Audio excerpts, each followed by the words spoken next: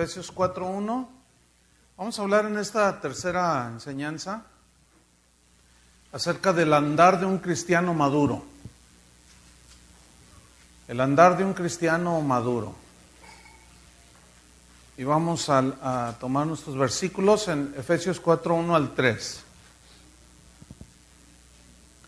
Dice así: Yo pues, preso en el Señor, os ruego que andéis como es digno de la vocación con que fuisteis llamados, con toda humildad y mansedumbre, soportándoos con paciencia los unos a los otros en amor, solícitos en guardar la unidad del Espíritu en el vínculo de la paz. Señor, ayúdanos a entender, ayúdanos a explicar.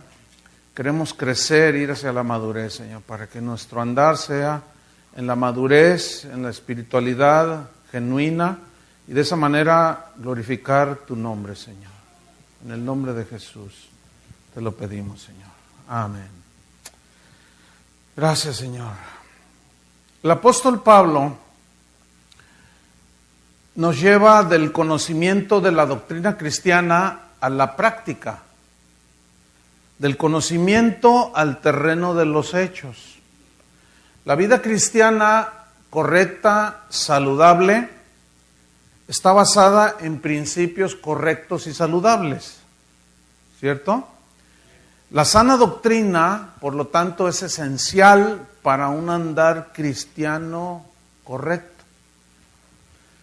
Si nosotros dejamos a un lado la sana doctrina, también estamos dejando a un lado la oportunidad de vivir una vida cristiana sana, saludable. Por lo tanto, la doctrina cristiana es la doctrina bíblica.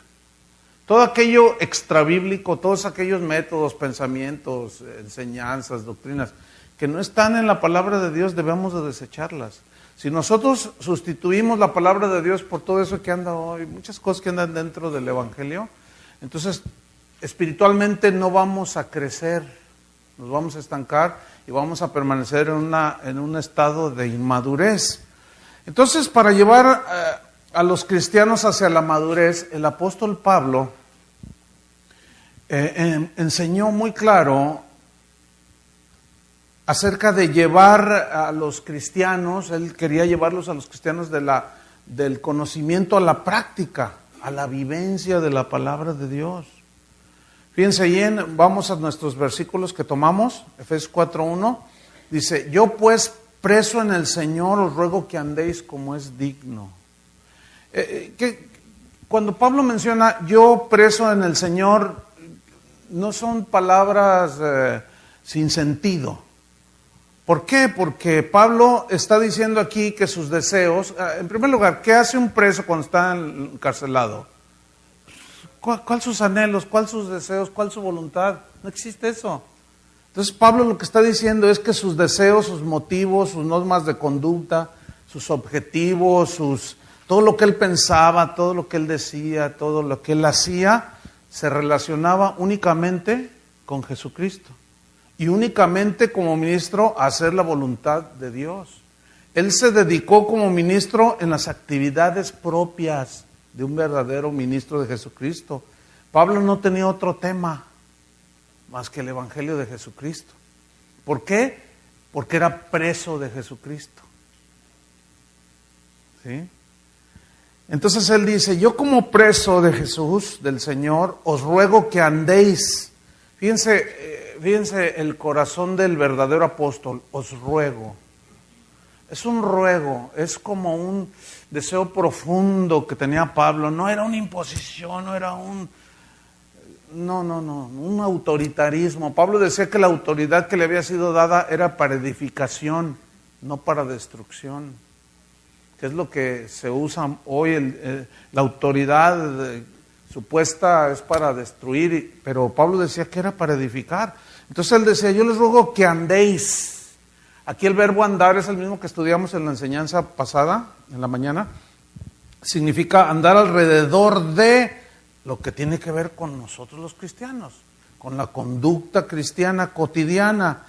En el capítulo, no se muevan de allí de Efesios 4, vamos a estar yendo y viniendo, pero en Efesios 4:17, en el verso 17 dice, yo pues digo y requiero en el Señor que ya no andéis como los otros gentiles. Ustedes saben que los gentiles son los paganos, los que no conocen a Dios. ¿Cómo vive un pagano? ¿Cómo vive alguien que no conoce a Dios? En las actividades propias, hace las cosas, dice las cosas, vive en las actividades propias de uno que no conoce a Dios. Entonces dice, que ya no andéis como los otros gentiles, que andan, ¿en qué? En la vanidad de su mente, en lo estéril de sus pensamientos. Pablo, como verdadero ministro del Evangelio, él se rehusó a andar como andan los falsos apóstoles. Segunda de Corintios 4:2. Miren lo que dijo aquí. Dice así, segunda de Corintios 4:2. Antes bien, renunciamos a lo oculto y vergonzoso. No andando, ahí está, no andando. Eso no es de, Pablo dice, eso no es de mi actividad como ministro del Evangelio. No andando con astucia, ni adulterando la palabra de Dios. Ok, vamos a estudiar este versículo. Dice Pablo, nosotros antes bien renunciamos. Renunciar aquí significa rehusar andar, renunciar a andar en conductas torcidas. Fíjense lo que está diciendo Pablo. O sea, él está hablando del andar de un ministro, de un cristiano maduro, entendido de la voluntad de Dios, que quiere hacer la voluntad de Dios. Dice, nosotros renunciamos a andar en conductas torcidas. Eso es lo que significa. Y luego dice, renunciamos a lo oculto. Esta palabra oculto es muy interesante porque viene de una palabra griega kruptos, de donde se deriva la palabra castellana cripta. Ahora, ¿qué hay en una cripta? Un muerto. Y kruptos, que se traduce oculto, significa ocultar algo, esconder algo. ¿Qué está escondido debajo de la tierra y en una cripta? Un cadáver, un muerto, que huele mal, hay putrefacción, hay corrupción. Entonces dice Pablo, nosotros renunciamos a andar en conductas torcidas, ocultando, escondiendo. No tenemos cosas putrefactas, corrompidas. Nosotros no tenemos secretos escondidos. Eso significa también cruptos, oculto. Y habla, en definitiva, de las intenciones malvadas del corazón. Dice Pablo, no, yo no soy de esos. No olvidemos lo que Jesús dijo en el Evangelio de Marcos 4:22, porque no hay nada oculto que no haya de ser manifestado. Oculto es cruptos aquí. No hay nada que, por más escondido que esté y que se disimule, ¿verdad? Una envidia, una amargura, sale a la luz. De lo que está lleno el corazón, ¿qué dijo Jesús? Hablará la boca. Lo que está lleno del corazón nos va a controlar, por lo tanto, miren, es bien fácil detectar un amargado. De verdad, es bien fácil detectar un orgulloso. Es fácil detectar un avaricioso, ávido de dinero, porque lo que hablan los delata. El asunto es que hay que tener ese discernimiento que se va desarrollando con el conocimiento de Dios, la relación con Dios. Entonces Pablo dice, renunciamos a lo oculto, pero también añade otra palabra, y a lo vergonzoso. Sigo allí en Efesios 4:1. Renunciando a lo oculto y a lo vergonzoso. Aquí la palabra vergonzoso también se puede traducir como bajezas. ¿Qué es una bajeza? Por ejemplo, una bajeza como ministro es manipular a las ovejas, manipular sus emociones, como la ancianita que les comentaba ayer, que el pastor les trujaba y esa es manipulación de las emociones para hacerlas sentirle bien, pero no le está dando nada del Señor, no le está dando nada de la palabra, del Evangelio, ¿sí? Entonces todo tipo de manipulación es una bajeza. Y luego dice, no andando con astucia. Pablo, otra vez entramos en el contexto, Pablo está hablando acerca del andar de un verdadero ministro, ¿sí? Que camina en la madurez, entendiendo la voluntad de Dios, sabiendo cuál es la voluntad de Dios y haciéndola. Y él está hablando de una conducta recta, prudente, limpia, sincera. Por eso dice, no andando con astucia. La palabra astucia significa, habla de una habilidad para hacer lo malo. Es increíble lo que ha penetrado dentro de la iglesia por ministros falsos.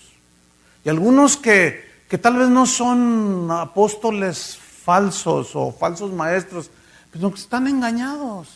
Porque ven que alguno lo hace por allí y piensa que así es, como se deben de hacer las cosas. Y no revisa la Biblia para ver si lo que dice está escrito. Como los de Berea, que Pablo les predicaba, y dice que escudriñaban las escrituras, a ver qué dijo esto, para ver si lo que decía Pablo era cierto. Entonces ustedes tienen el derecho de revisar lo que se escucha, ¿verdad? El problema es que venimos de una cultura pues religiosa, católica, donde lo que decía el padrecito, eso era, no, el padre dijo. Entonces nos acercamos a una iglesia cristiana, decimos nos acercamos a Cristo, y el pastor dijo, o sea, lo mismo.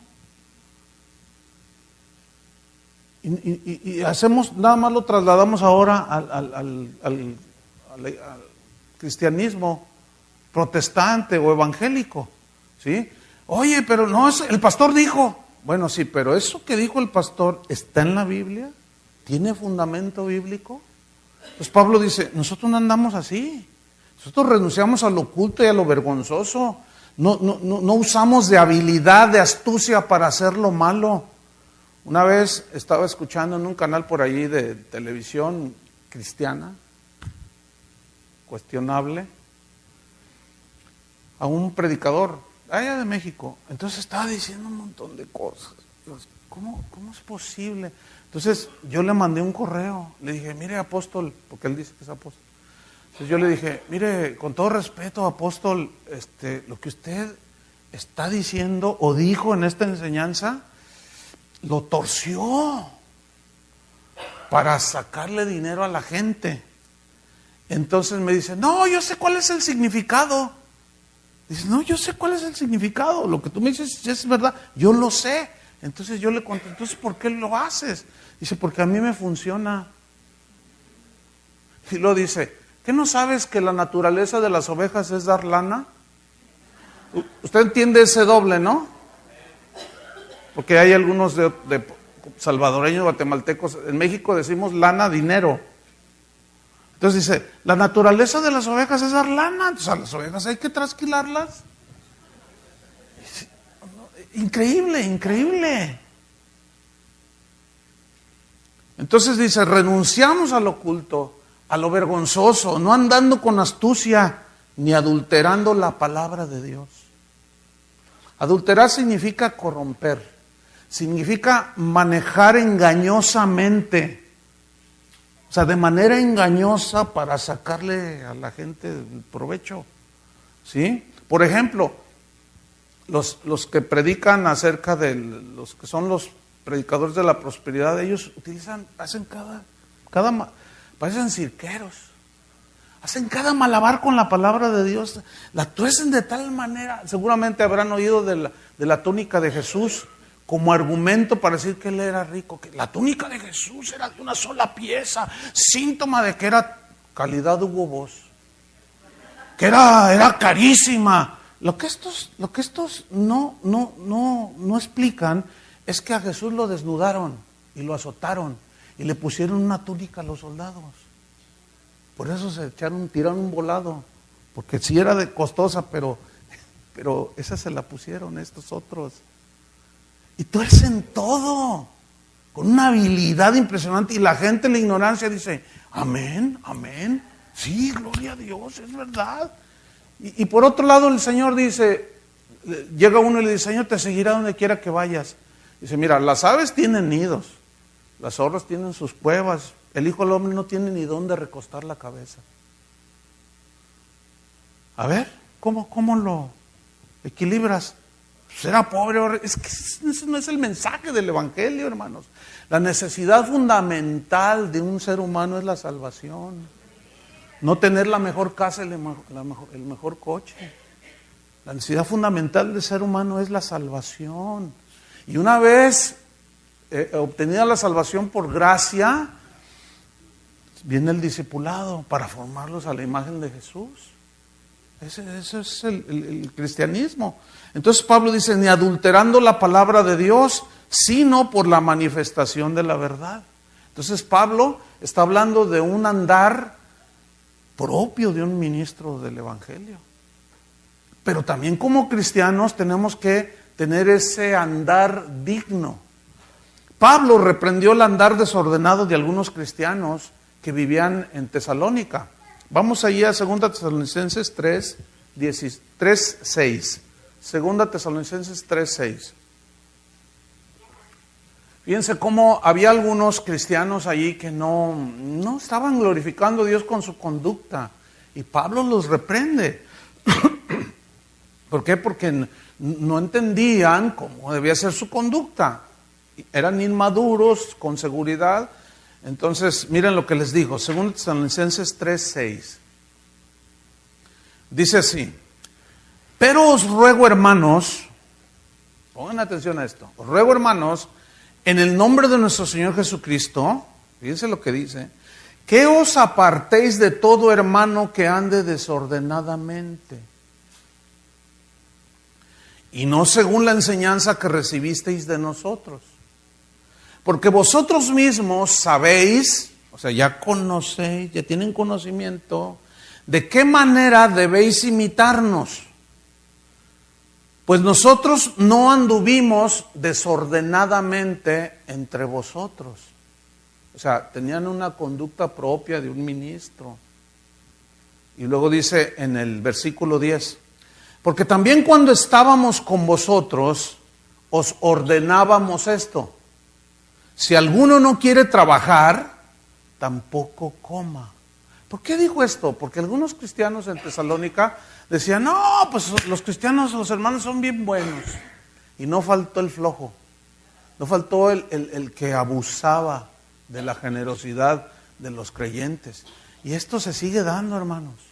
Hay gente que llega a las iglesias, oiga pastor, ayúdenme, no, necesito $10,000 y pues ustedes son cristianos, ayúdenme.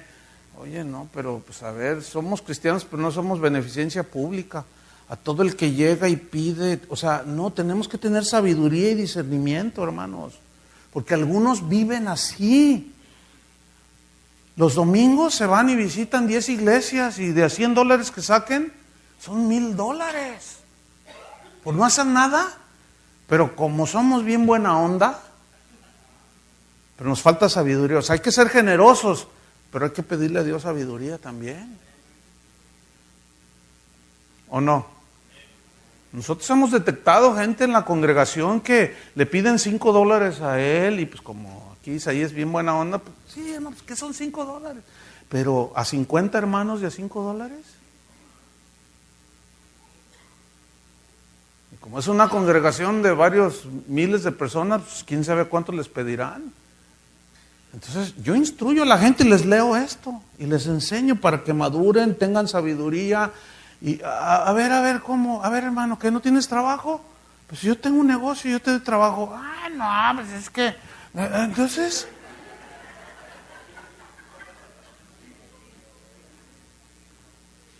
tengo hambre, ¿tienes hambre? Ok, mira, vamos aquí, hay un restaurancito allí cerca. Ya tenemos trato allí con el dueño.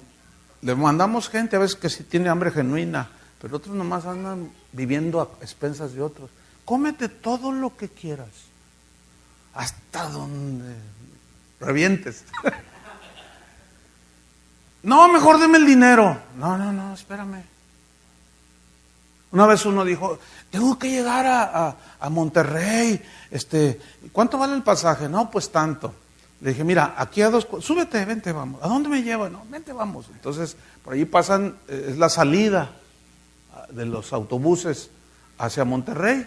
Entonces paré uno y nos subimos. Y le dije al chofer, no le cierre, nada más él se va a ir. ¿Cuánto vale el pasaje a Monterrey? Tanto.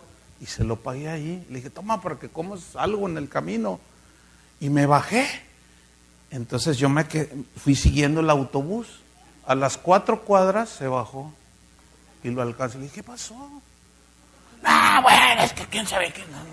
Hermanos, tenemos que ser sabios.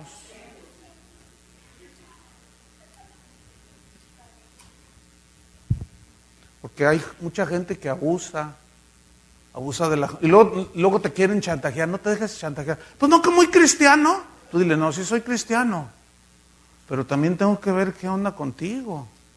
Entonces Pablo dice, volvemos aquí a Tesalonicenses. Dice, nosotros les ordenamos, si alguno no quiere trabajar, tampoco coma. Dice el versículo 11, porque oímos que algunos de entre vosotros andan desordenadamente. ¿Ves? O sea, ellos eran de los que oían y no hacían, y vivían una vida propia de inmadurez, ¿verdad? Entonces dice, no trabajando en nada, sino entrometiéndose en lo ajeno. Una cosa es que una familia, un hermano en la iglesia pierda su trabajo, y otra cosa es que vivan al que perdió el trabajo, pero que es una persona, pues un cristiano pues, sincero, y pues, se le puede ayudar, ¿sí o no? Y Dios mueve siempre los corazones de los hermanos y les tiende uno la mano, pero también tenemos que discernirlo. Pero para discernir entre el abuso y lo genuino tenemos que tener sabiduría de Dios, ¿verdad que sí? Entonces dice Pablo en el versículo 12, a los tales, o sea, los desordenados, mandamos y exhortamos por nuestro Señor Jesucristo que trabajando sosegadamente coman su propio pan. Entonces aquí Pablo está hablando de cómo hay muchas cosas que se dan dentro de la iglesia. Aquí están los cristianos que andaban indignamente, de manera desordenada, productos sin duda de que a lo mejor algunos ni siquiera nacidos de nuevo estaban metidos ahí, pero algunos nomás vienen a ver qué sacan, algunos más vienen a ver qué agarran, otros vienen a ver qué ven. Y entre todos esos, sin duda hay genuinos cristianos, pero también se meten encubiertamente falsos hermanos, ¿verdad? Entonces, los pastores tenemos que velar por el rebaño, ¿verdad? Y enseñar la palabra, porque la única manera en que un cristiano se puede defender es conociendo la palabra de Dios, ¿verdad? Pablo recalcó en 2 Corintios 5, 7, él dijo, porque por fe andamos, no por vista. Fíjate, ¿por fe qué? Andamos. O sea, nuestra vida, la vida de un cristiano es una vida de fe, de plena y total confianza en Dios, en todos los ámbitos de la vida. Confianza en que las instrucciones de Él son sus mandamientos, para que nosotros al aplicarlos, al vivirlos, funciona, trae resultados positivos.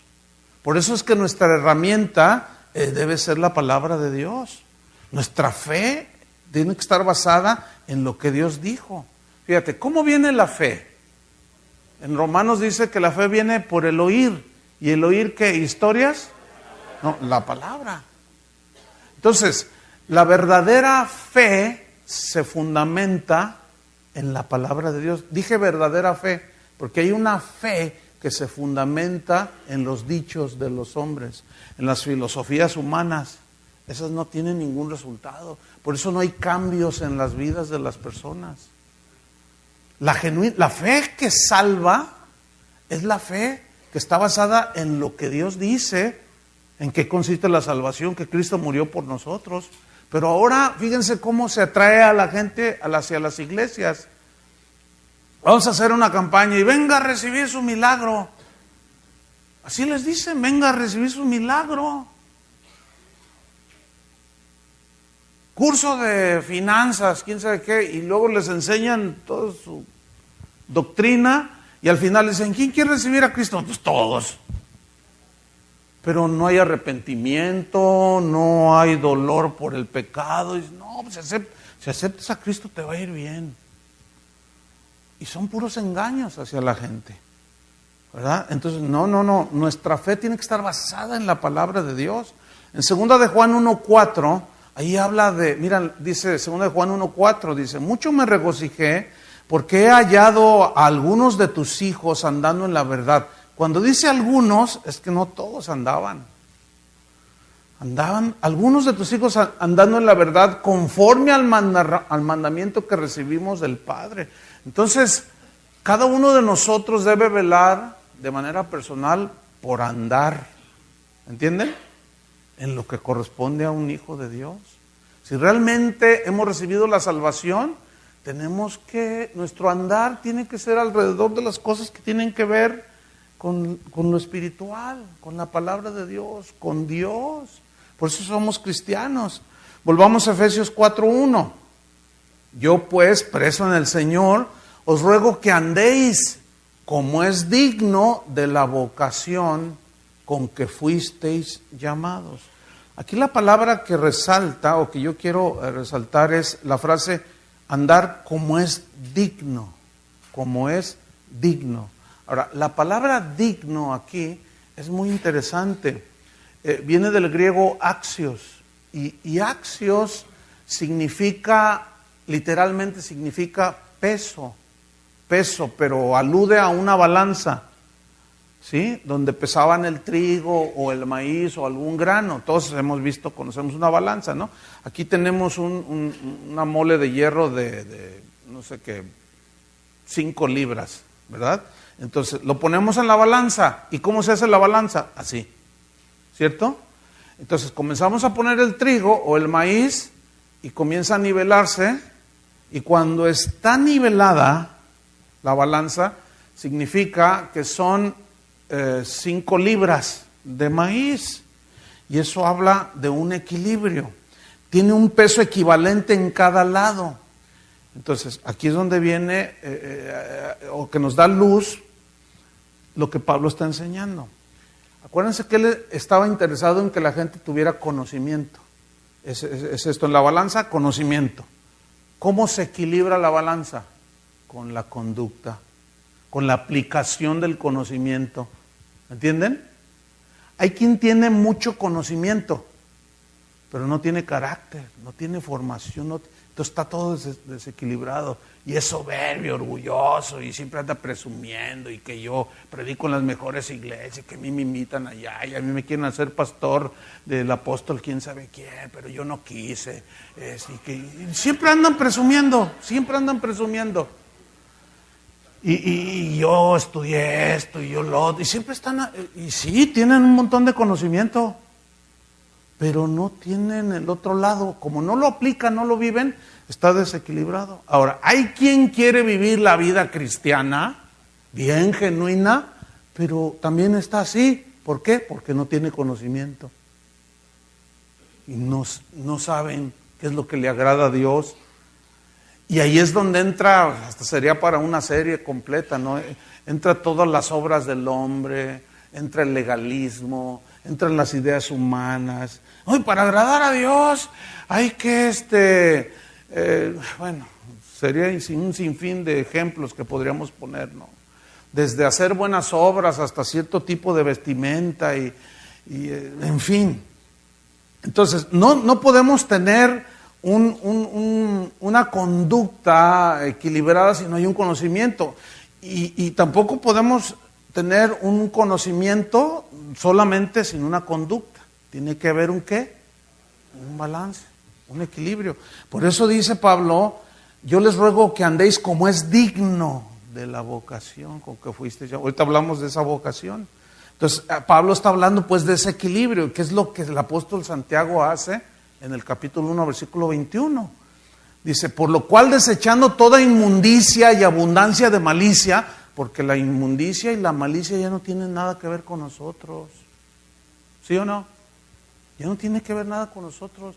Nosotros no tenemos que andar ahí con malicia, haciendo cosas para... No, ¿qué es eso?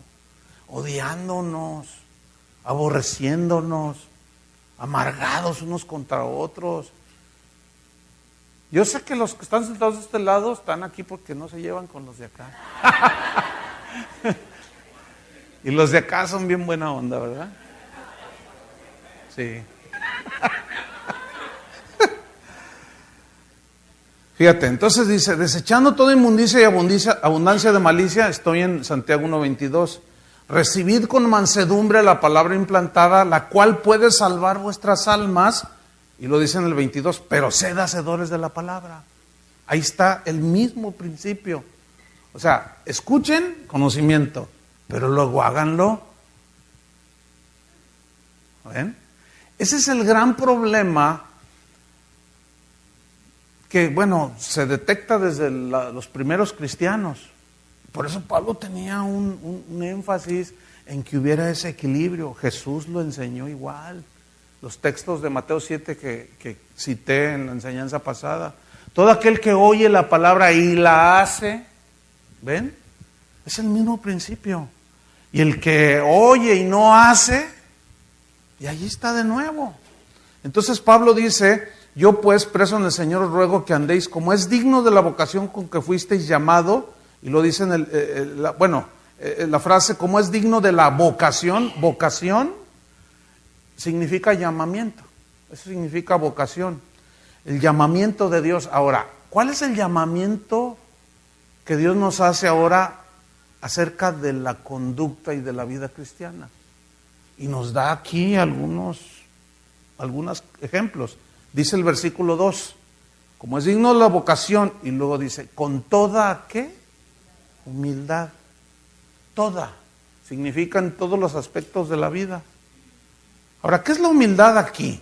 La humildad, aquí la palabra humildad, viene de una palabra griega que significa literalmente pensar con docilidad, o sea, ser dócil. Pero el término habla de un sentimiento que tiene el cristiano, un sentir, un concepto, un entendimiento de pequeñez delante de Dios y ante su palabra. A ver si me explico. Está Dios ahí y nuestra actitud no es soberbia ante Él.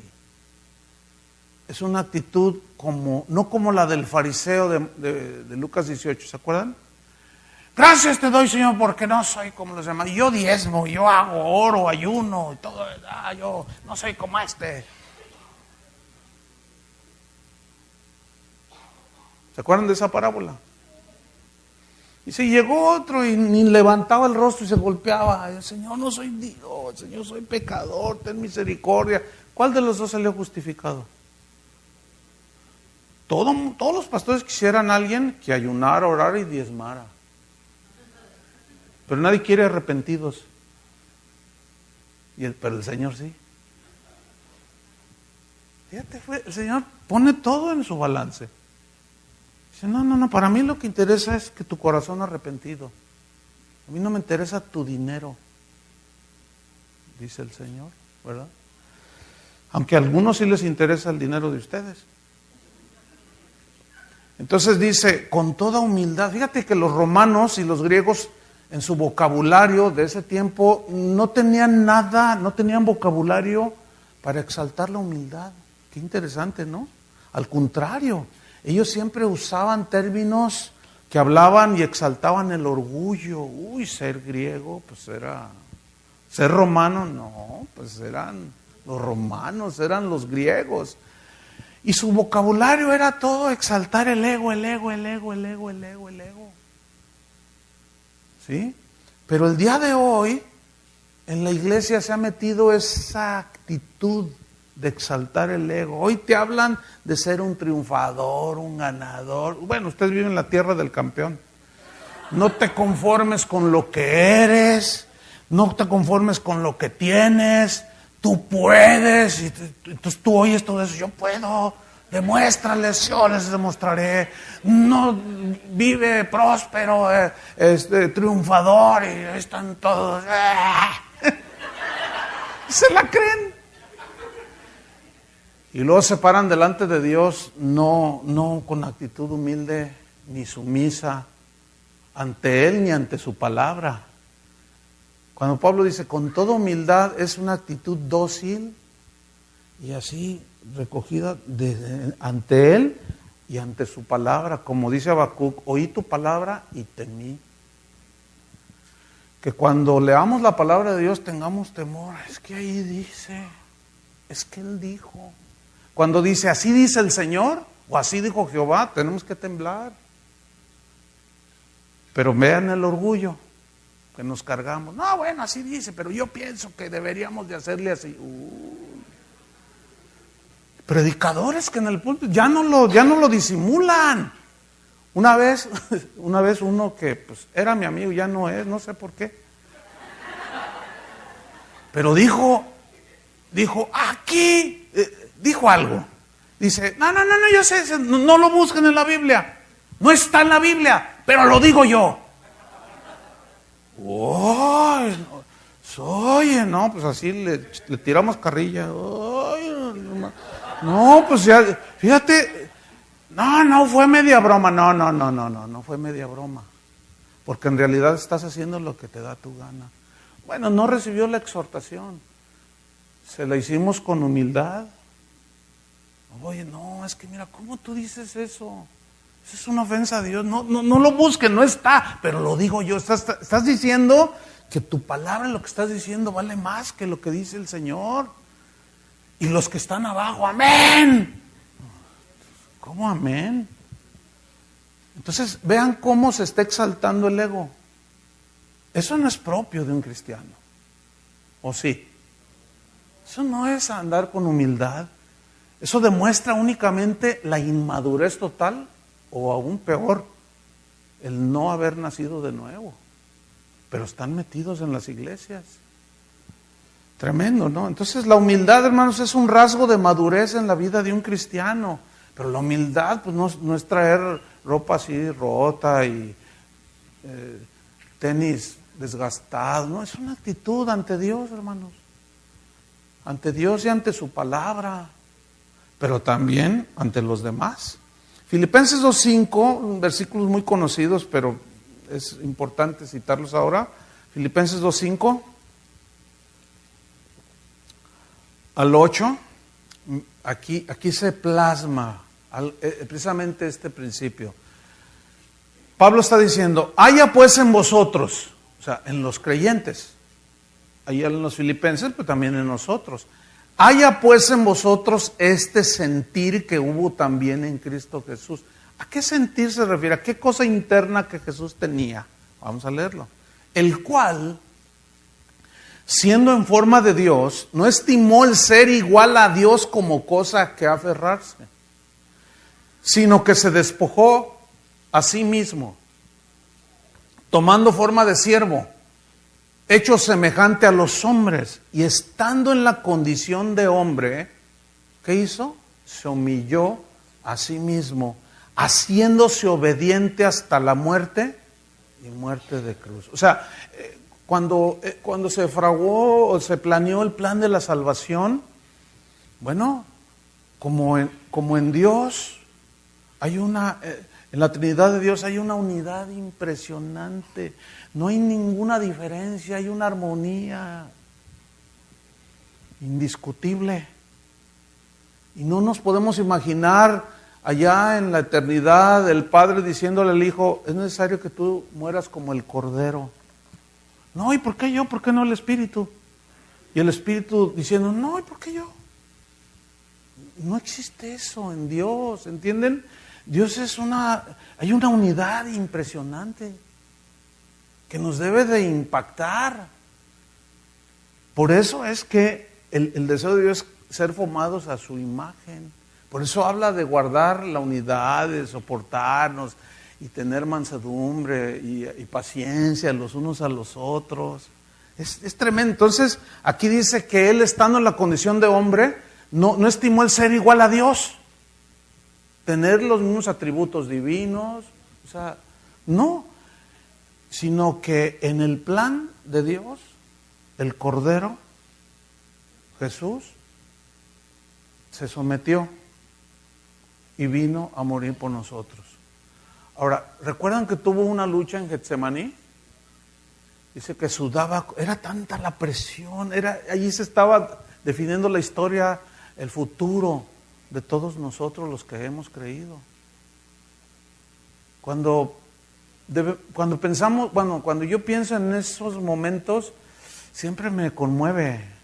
Es más, casi diario los pienso. Y le doy gracias a Dios por la salvación. Porque Él estaba allí, dice que la presión era tal que sudó gotas de sangre. Es un fenómeno que se da por la presión. Entonces Él dijo, Padre, si es posible, pasa de mí esta copa. Estaba luchando. Pero finalmente Él dice, pero no se haga mi voluntad, sino la tuya. Yo he venido para hacer tu voluntad. Ahora, si Jesús se sometió, siendo igual a Dios, a la voluntad del Padre, Él no espera menos de nosotros, hermano. ¿Me entiendes?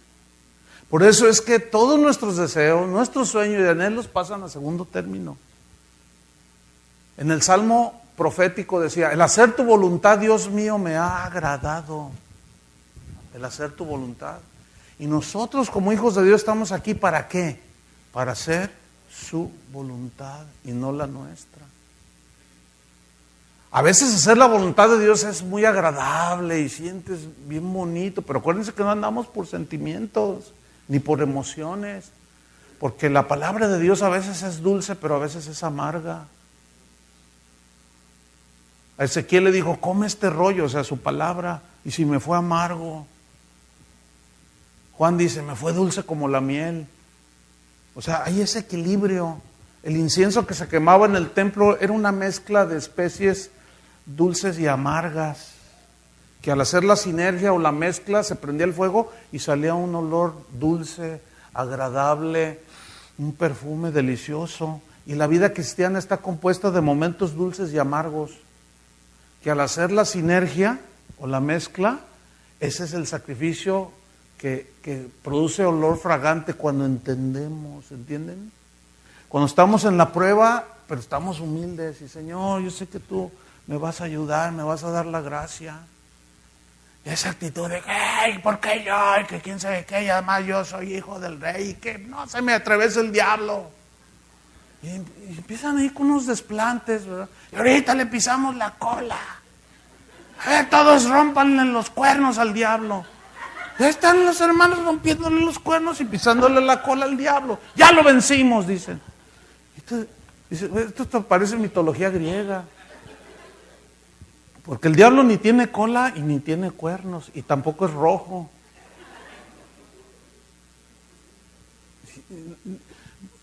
A Pablo le decía a Timoteo, olvídate de eso, aléjate de las fábulas y de los mitos. No, la iglesia está llena de fábulas y de mitos que... Entonces Jesús tenía esa actitud y dice Pablo, haya en vosotros el mismo sentir. O sea, sometimiento a Dios.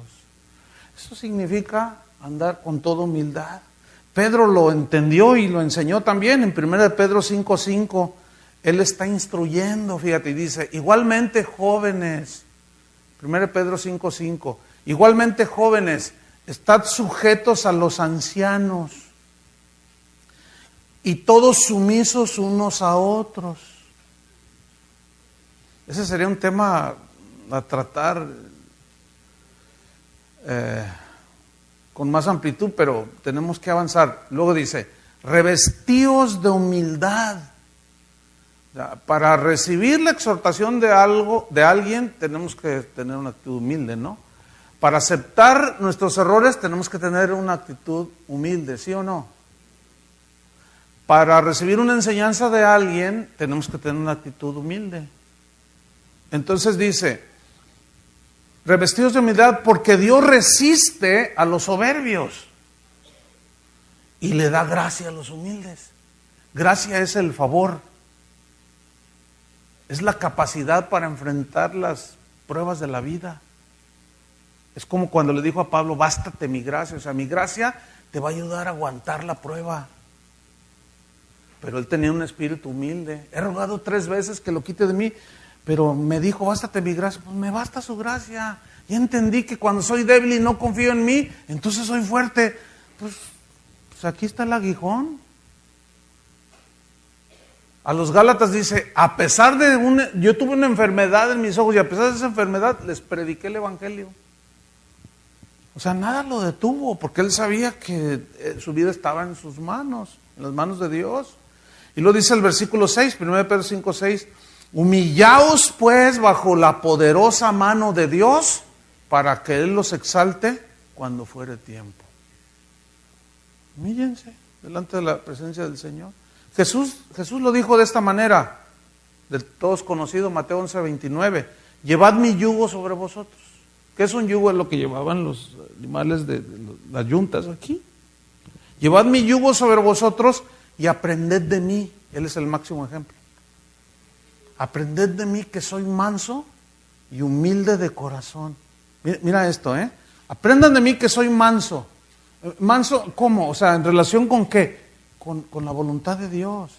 Y humilde de corazón. ¿En relación con qué?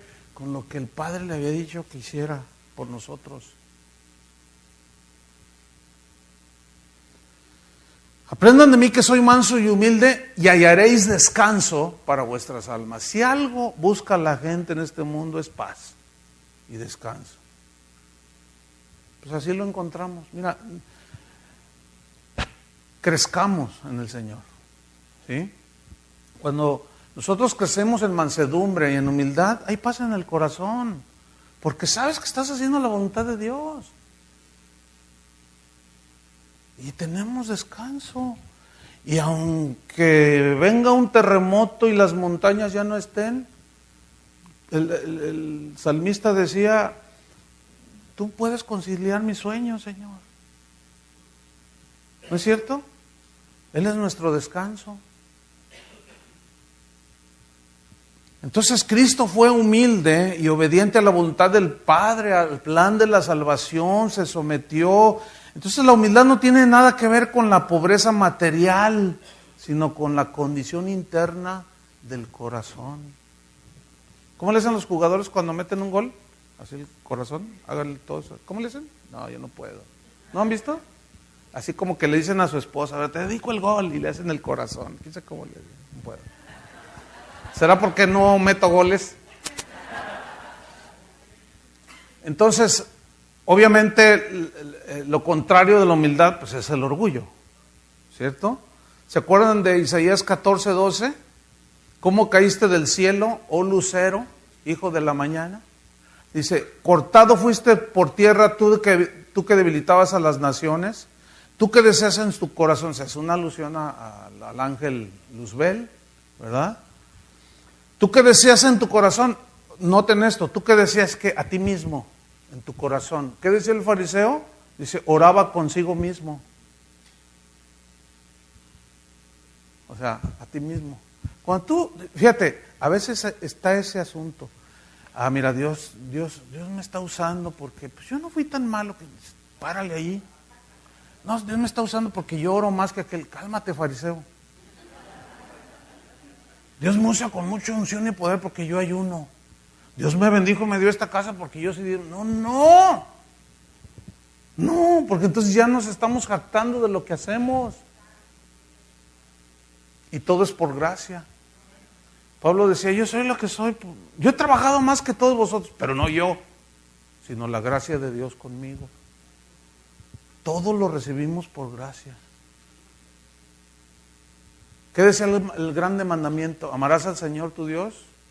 Porque luego decimos, no, es que yo soy bien inteligente, es que yo estudié en Harvard, es que yo soy bien, no, soy bien picudo, no, yo soy bien inteligente, no, yo me las gasto bien, es que yo estudié acá, leí allá. Y empezamos a decir que nosotros, bueno, pero si analizamos y ponemos el equilibrio, ¿qué dice el grande mandamiento? ¿Amarás al Señor tu Dios con qué? ¿Con toda tu mente? Ahí están tus pensamientos. ¿Quién te dio la mente y la capacidad de pensar? Dios. Con todas tus fuerzas. ¿Quién te dio las fuerzas? Con todo tu ser. ¿Quién te dio? Dios. Entonces todo es de Dios. Y las gracias sean dadas a Dios. Y el reconocimiento y la gloria es ¿para quién? Para Dios. Como un pastor hace no mucho allá en México dijo, les estaba regañando a su gente allí porque no daban. Dice, no, ya me voy porque ustedes son mezquinos, dice, y si me voy Dios se va conmigo. Y yo les dije, ay, sí, y todos se pusieron, ay, no se vaya, váyase, porque usted no tiene a Dios. Y deje que venga uno que tenga a Dios y pastorear las ovejas de Dios.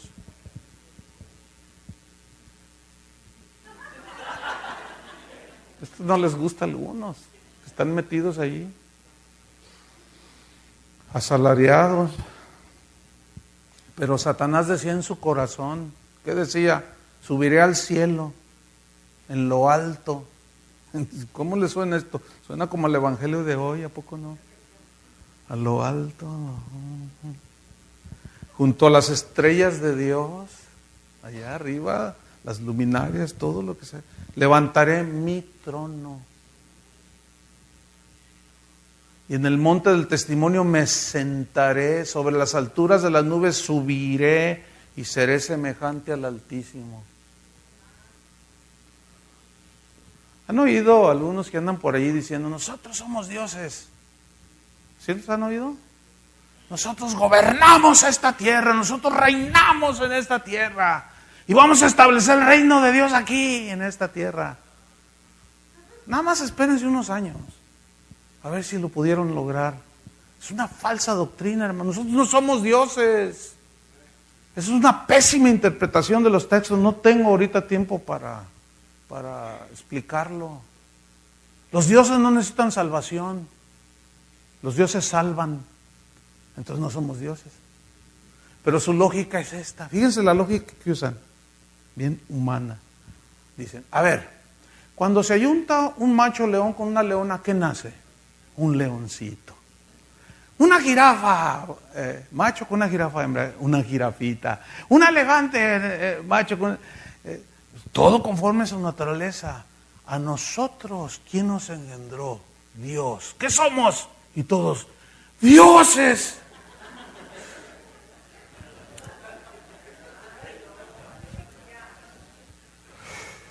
Increíble, increíble. Increíble.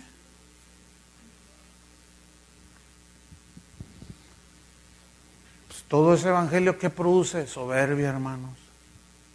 Autosuficiencia. Yo declaro, yo decreto. A ver, espérame. Y Dios, no, yo declaro porque yo tengo la autoridad. Y yo establezco. Y yo declaro, y yo ordeno. ¿Y dónde está Dios ahí? Es que Dios me dio la autoridad. O sea, en otras palabras, yo estoy ahora en lugar de Dios. Lo que yo digo se hace. Fíjate nomás. Y todo es producto de esa doctrina. Pero se palpa inmediatamente la soberbia y el orgullo. ¿Sí o no? Y luego los ignorantes hermanos que están ahí sentados creen que así es. Y quieren ser ministros y los reproducen. Y los hacen 2 veces más hijos del infierno que esos. No, el asunto es complicado, hermanos. ¿Por qué? Porque nos alejamos de la palabra de Dios. Y nos vamos por otras cosas. Por eso Jesús les dijo a sus discípulos, bienaventurados los pobres en espíritu, porque de ellos es el reino de los cielos. ¿Qué son los pobres en el espíritu? Los que reconocen su necesidad de Dios, su insuficiencia. Oye, Chuy, ¿tú te pones nervioso cuando predicas? Me pongo nervioso. El día que confíe en lo que yo sé o estudies, hasta allí llegué.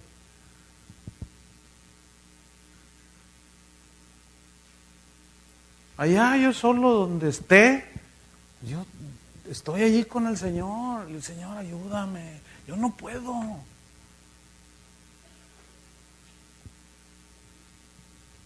Pero ¿qué es lo que nos lleva a ese punto? Pues el reconocerlo a Él y la palabra. ¿Entienden? Y cuando el Señor dice ve, pues ve. Cuando el Señor te dice cállate, cállate.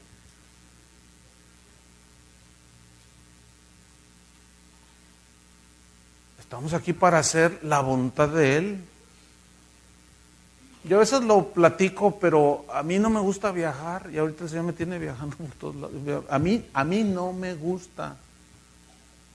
No me gusta.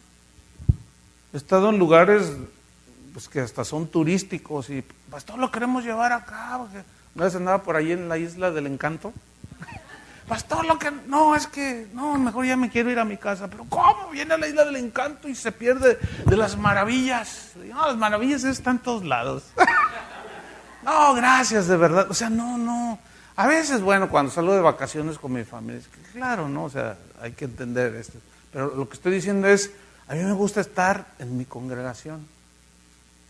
¿Me entiende?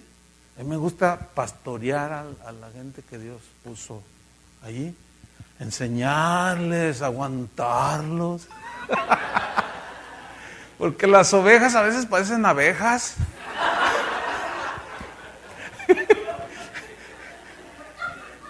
Que es donde entran muchas cosas que tienen que ver con el ministerio, ¿no?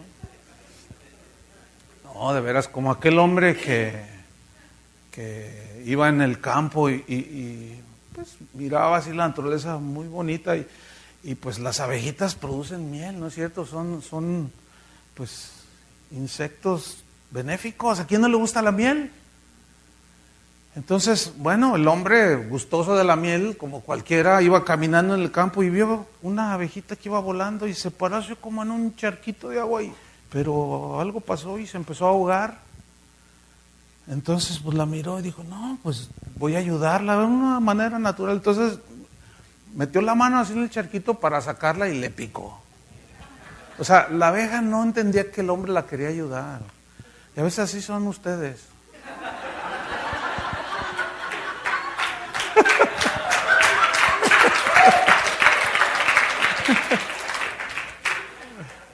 Bueno, allá las ovejas allá de Guadalajara, pues, 30 años allí, imagínense, ya entienden, ¿no? O sea, aguantan la vara porque saben.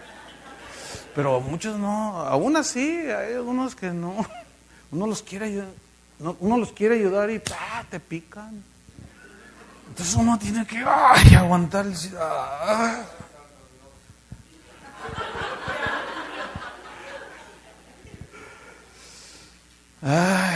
El orgullo es el pecado de resistir a Dios, hermano. El orgullo es el pecado de competir con Dios. ¿Cómo competir? ¿Sí? Compiten con Dios. El pecado del orgullo es cuestionar su palabra. Pero la humildad es someterse a Dios y a su palabra. El orgullo, pues, es la raíz de todo pecado. Por eso es que nada tiene que ver con el cristiano, porque el orgullo no tiene nada que ver con Dios. Jesús es humilde. ¿Entienden? ¿Se acuerdan a Satanás sembrando allá en el huerto del Edén el orgullo? No, lo que pasa es que sabe Dios que si tú comes seréis igual a Dios. Fíjate, y le tocó eso. Fíjate, en el mundo como es, siempre apelan al orgullo, siempre. Compra este auto para que te sientas realizado. Usa esta ropa para que te sientas segura. Entonces ahí va toda la gente, toda esa exaltación al ego, todo, nada que ver. Entonces el orgullo no reconoce ni acepta el pecado. Y cuando un cristiano se enorgullece y no acepta, se queda estancado y no crece, ni madura. Cuando nos rebelamos a la voluntad de Dios, nos estancamos. ¿Se acuerdan de Jonás? Él había aceptado el llamado de Dios para ser profeta. Levántate, Jonás, heme aquí, Señor. Levántate y ve a Nínive. ¿Y qué voy a hacer? Predícales. No, ¿cómo esos? No, yo no voy. Ve y predícales. Dice que quiso huir de la presencia de Dios. Fíjate nada más. Y se subió a una barca queriendo huir de la presencia del Señor. El salmista, cuando estaba así bien en el Señor, David dijo: ¿a dónde huiré de tu presencia? Si me fuere al extremo allá, a lo profundo del mar, al fondo del universo, ahí estás tú. No nos podemos esconder de Dios. Pero él se engañó a sí mismo. ¿Por qué? Pues tenía sus rollos acá adentro. Y se metió en una barca y se fue. Dice que se metió allá a la barca y el diablo lo sacudió, así dice, ¿verdad? Así dice que el diablo. ¿Quién preparó la tempestad? Dios. Y él sabía, porque les dijo: tírenme al mar, porque yo sé que por mí es el asunto. Pero no se doblaba ante Dios. Y muchos cristianos, yo los oigo, amén, yo sé que estoy mal, pero pues en su tiempo, no sé qué, que yo, que... Jonás.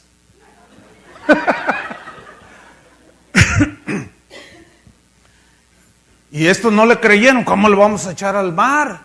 Pero cuando ya la cosa se puso peor, dijeron: no, pues por si las dudas, y lo tiraron, y se aquietó, ¿se acuerdan? Y lo dice: pero Jehová tenía preparado un gran pez que tragase a Jonás. ¿Quién preparó el pez? ¿Qué diría un cristiano de hoy? Que fue el diablo. Todavía no conocen al Dios soberano. Todavía no conocen al que hace las cosas como Él quiere. Todavía no conocen al que no le pide consejo a nadie, ni parecer. Y le atribuyen al otro todo. Porque la razón es orgullo, pero cuando él recapacita y finalmente se dobla, dice: cumpliré mis votos, yo le prometí al Señor, y se humilla, y el Señor ordena al pez que vomite a Jonás, y sale ahí Jonás. ¡Ay, Señor! Y Jonás, séme aquí en lo que tú digas. Ve, levántate, ve a Nínive. Levántate y ve a Nínive. ¿Sabe? Fíjate, es que aquí está la enseñanza. El orgullo nos estanca, no nos permite crecer ni madurar. Tú puedes durar 1 año, 2, 5 años, pero fue tiempo perdido. ¿Por qué? Porque cuando ya te humilles, que es finalmente lo importante, pero ¿qué con ese año, esos 2 años, 3, 4, 5? Dios te va a regresar a donde te quedaste. Así como a Jonás. ¿Lo entendieron? ¿Quién no ha vivido una cosa así? Pero el corazón humilde reconoce. David tardó 1 año en arrepentirse después de su adulterio. 1 año, según los estudiosos. Hasta que llegó aquel profeta y le contó la historia de la abejita aquella del Señor, que tenía muchas y que le quitó la... Entonces ahí surge el David justo. No, es injusto eso. Él quiso que muera. Eres tú, me dice. Y en eso, Salmo 51, y se arrepiente. Pero tardó 1 año. Y las consecuencias tuvo que enfrentarlas. Dios perdona nuestros pecados, pero las consecuencias tenemos que enfrentarlas. Por eso es mejor humillarse y no resistir. Bueno, hasta ahorita yo nunca le he ganado una a Dios. ¿Algunos de ustedes sí? Nunca me he salido con la mía. Hay algunos que piensan que se van a salir con la suya. Y no, se están engañando. Entonces la humildad permite vernos tal y como somos. Por eso Pablo, mira, cuando les dice con toda humildad, bueno, los cristianos de aquel tiempo estaban más entendidos y tenían un contexto, un conocimiento del Antiguo Testamento, y inmediatamente, es como ahora, ¿no? Somos cristianos y escuchamos la palabra, sabemos. A mí me gusta escuchar predicadores. Yo puedo decir, yo entiendo algunas cosas, pero no lo sé todo. Y cuando estoy oyendo la palabra de boca de otros, ay, el Señor me confronta el Señor me habla y, ay, ¿por qué? Porque ese es el poder de la palabra, ¿entienden? Y nosotros vivimos, es nuestro alimento, la palabra de Dios. Entonces la humildad permite vernos tal y como somos. ¿Se acuerdan de Isaías? Dice en el capítulo 6, cuando murió el rey Usías, vi yo al Señor sentado sobre un trono alto y sublime. O sea, tuvo una visión tremenda de la gloria de Dios. Dice que había serafines que tenían alas y volaban y cubrían sus rostros con sus alas y daban voces y decían, santo, santo, y aquello era maravilloso. Y todo temblaba, dice, se estremecía. Entonces dije, ay de mí que soy muerto, porque siendo hombre inmundo de labios y habitando en medio de pueblo que tiene labios inmundos, han visto mis ojos al Rey, Jehová de los ejércitos. ¿Qué está diciendo Isaías ahí? Mi verdadera condición la pude ver cuando vi la gloria de Dios. Cuando realmente tenemos conciencia de la presencia de Dios, la verdad es que nuestra vida se transforma. ¿Por qué? Porque tenemos conciencia de que Él está allí mirándonos, está a nuestro lado, está dentro de nosotros. Ay, respiren hondo. Nomás no se duerman. Qué tremendo, hermanos. Fíjate, reconocer la condición. Pero eso, ¿se acuerdan de Juan el Bautista? Es necesario que él crezca, pero que yo mengüe. ¿Eres tú el que había? No, yo no soy. No, pero tú tienes poder. No, pero yo no soy. ¿Y quién eres? Pues solamente soy uno que proclama. Soy una voz en el desierto que proclama. Yo estoy preparando la venida del Señor. Fíjense, y Jesús dijo que era el más grande de los profetas. Y nunca dijo, yo soy el mejor. No, hombre, ahora unos a otros se lisonjean. Y ahí está el apóstol lisonjeando al otro apóstol. Y le dice, tú eres el apóstol de la ciudad. Y el otro se la cree. Y luego ese mismo va a otra ciudad y le dice lo mismo. Y ahí están todos creídos. Al rato están todos peleados. ¿Por qué? Porque todos se creen los salvadores de Houston, o de Guadalajara, o de México. Y pura soberbia, hermanos. Pura soberbia. Sin embargo, Juan decía, es necesario que Él crezca, Él, y yo, ¿qué? Mengüe. El que de arriba viene es sobre todos. El que es de la tierra es terrenal, o sea, yo soy terrenal, y cosas terrenales habla. El que viene del cielo, o sea, refiriéndose a Jesús, es sobre todos. Pues allí se ve, en realidad, la grandeza en la humildad de un verdadero ministro de Dios, Juan el Bautista. Y no traía Hugo Boss, ni traía el camello del año, ni comía chapulines. Bueno, vámonos sobre el final. Volvamos a Efesios. Con toda humildad y, ¿qué dice? Mansedumbre. Digan todos mansedumbre. Fíjate, todo esto tiene que ver con el carácter, ¿sí o no? Con la formación, o sea que vas creciendo hacia la madurez. Con toda humildad y mansedumbre. Aquí la palabra que se traduce por mansedumbre es una palabra que en el griego es protes o protes y significa, o se traduce espíritu controlado. Fíjate, es bien interesante, mansedumbre, espíritu controlado.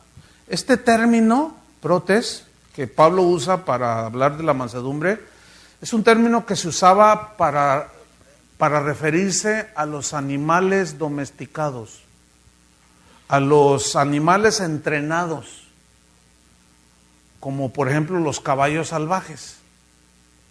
Los caballos salvajes eran domesticados. ¿Cómo los domestican a los caballos salvajes? Pues primero los apresan y luego los jinetes entendidos, adiestrados, se montan en él. Y comienza el trabajo, ¿sí? Y por naturaleza el caballo salvaje, pues brinca. Hay una historia que nos contó hace muchos años, un maestro de la escuela bíblica, se las voy a contar. Tal vez lo han oído, pero viene al caso ahora. Había en la pradera por allí dos caballos, una manada de caballos salvajes, pero el líder se llamaba Pancho. Bueno, estamos alegorizando también, ¿no? Y había otro ahí que los secundaba y los seguía, y se llamaba Pepe. Espero no haya ningún Pepe aquí, o algún Pancho. Bueno, está bien. Entonces, bueno, cuenta esta historia que ellos pues vivían en la pradera, hacían lo que querían, iban a donde querían, corrían a donde les daba la gana, se dormían donde querían, todos eran libres. Pero cerca de allí había un rey que tenía una carroza muy bonita, pero era tirada por caballos. Y de cuando en cuando los súbditos del rey iban a apresar caballos para domesticarlos y arrastrar la carreta del rey. Y cuenta esta historieta que el Pancho miró el polvo a lo lejos y dijo: ahí vienen los súbditos del rey, escóndanse porque esos nos quieren atrapar, nos quieren hacer esclavos. Y el Pepe dijo: no, vamos a dejarnos, y pásale ahí todos la alerta, y ahí vienen, escóndanse todos. Entonces, y sí llegaron a apresarlos, pero no los encontraban porque estaban escondidos. Y así andaban cazándolos. Finalmente un día que cazan al Pepe, lo agarran. Entonces el Pancho, así medio ocultado en su idioma caballesco, le gritaba al Pepe: cuando se te suba el jinete, tíralo al piso, no permitas, no te doblegues, porque si tú te doblegas, te van a hacer un esclavo. Entonces el Pepe iba decidido, iba atrapado, iba lazado así, decidido a que no iba a permitir que nadie lo domara. Bueno, pues al otro día lo meten al corral y los lazan de acá y se le monta un jinete y dice: no, y por ahí estaba escondido el Pancho. Y le decía y le gritaba que no te dejes, y el otro brincaba y si el jinete se caía, y otra vez, y otra vez. Fue cediendo el Pepe y el Pancho le decía: no te dejes, no te dejes. Y se me figura como algunos cristianos, que el Señor los empieza a tratar y empieza a domarlos.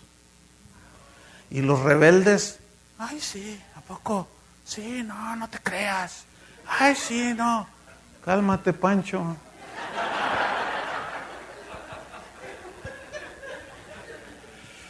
Porque miren el final de la historia, ¿eh? Finalmente, al paso de los días, fue cediendo el Pepe. Llegó el momento en que dejó de resistir y el jinete le puso un freno aquí y lo empezó a entrenar. Y le empezó a dar todas las direcciones y todo el freno a la derecha, izquierda, adelante. Y el Pepe dejó de resistir y se abandonó a la voluntad del jinete. Y el Pancho le decía: eres un cobarde, le decía de todo, pero el Pepe ya no decía nada. Y pasó el tiempo y llegó una sequía en esa región. Se puso feo y ahí andaban los caballos salvajes, los que hacen lo que les da la gana en las iglesias.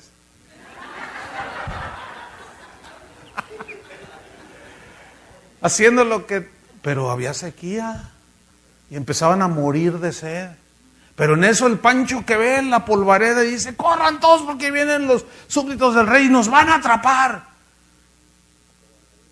Y venía la carreta del rey. Entonces el Pancho estaba allí mirando y los demás también.